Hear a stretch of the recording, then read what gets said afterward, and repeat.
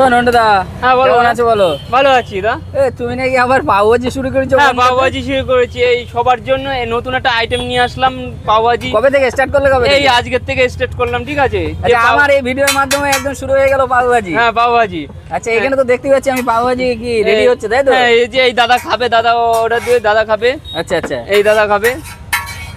আচ্ছা, পাওভাজির দাম কত রেখেছো? দাম হচ্ছে 50 টাকা প্লেট, ঠিক আছে? 50 টাকা প্লেট? 50 টাকা প্লেট। আচ্ছা আচ্ছা। খাবে, খুবই ভালো লাগবে, খেয়ে আবার আসবে, আমি আশা করি খুবই ভালো লাগবে, খেয়ে দেখলে আবার আশা করি ভালো লাগবে।